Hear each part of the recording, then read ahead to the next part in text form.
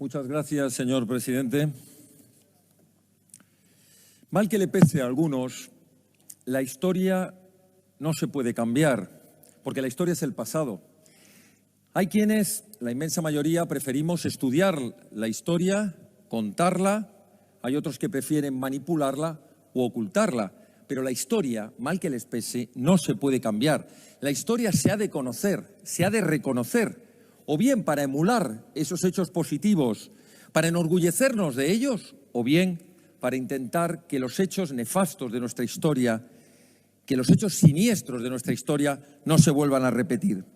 Y por tanto, personajes siniestros de nuestra historia no deben formar parte de los nombres de las calles y de las plazas. Y hablando de personajes siniestros, uno de los más siniestros personajes de Madrid, el llamado Lenin español, Largo Caballero, presidente del Gobierno, presidente del PSOE, presidente de la UGT, responsable del golpe de Estado contra la República en octubre de 1934, responsable del asesinato de 33 sacerdotes religiosos, más de 300 militares y fuerzas del orden, destrucción de 17 iglesias, 40 edificios religiosos, fábricas, puentes, viviendas, responsable de un fraude electoral en 1936 por el que se alzó con la mayoría a las Cortes el Frente Popular, responsable del robo de casi 500 toneladas de oro que se entregaron a Stalin. El equivalente en el Banco de España actual sería de 15.000 millones de euros. El responsable del saqueo a tantos madrileños y españoles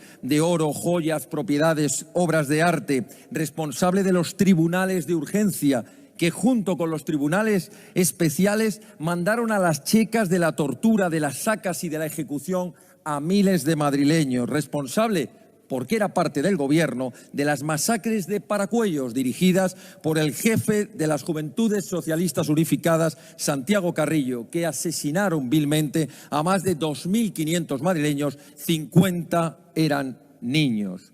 Otro de los personajes que acompaña siniestramente la historia es Indalecio Prieto.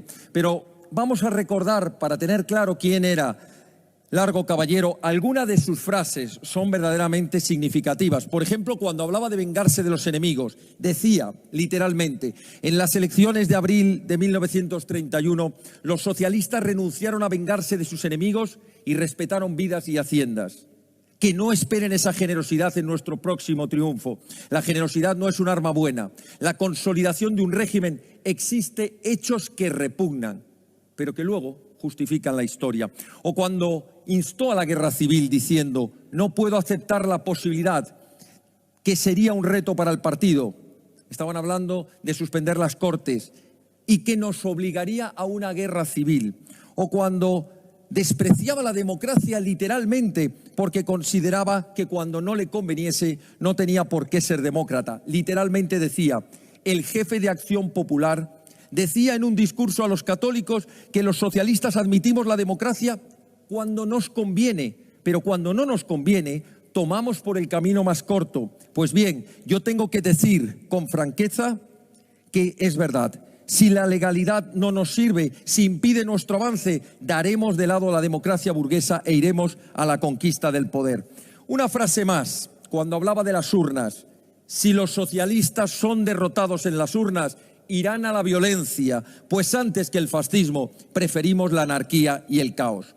Decía que otro de los personajes que acompañó históricamente, otro de los personajes siniestros, fue Indalecio Prieto, diputado socialista, presidente del PSOE, el de la famosa motorizada que asesinaba a todos los militantes de partidos de la derecha y que acabó asesinando al jefe de la oposición, Calvo Sotelo, que amenazó con su pistola en julio de 1934 en el Congreso al diputado de la CEDA, Jaime Oriol, el que entregó 17.000 fusiles en octubre del 36 a las milicias socialistas en la Revolución de Asturias, el que una vez fracasada huyó a París y que regresó tras el fraude electoral del 36, el que fue ministro con Largo Caballero, el que estuvo con él en la represión en Madrid y en el robo al Banco de España, y el que finalmente huyó en un yate, el yate Vita, a vivir del lujo y del dinero de los exiliados mexicanos.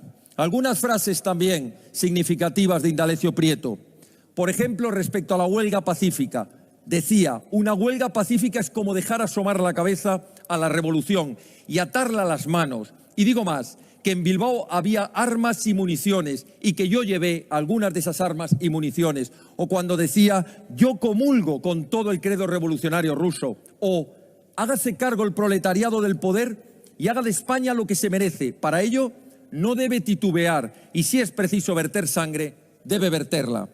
Termino. Cuando hablaba de ir contra la legalidad, nosotros en octubre de 1934, decía Indalecio Prieto, hicimos una revolución. Sabíamos que rompíamos los cordones de la legalidad.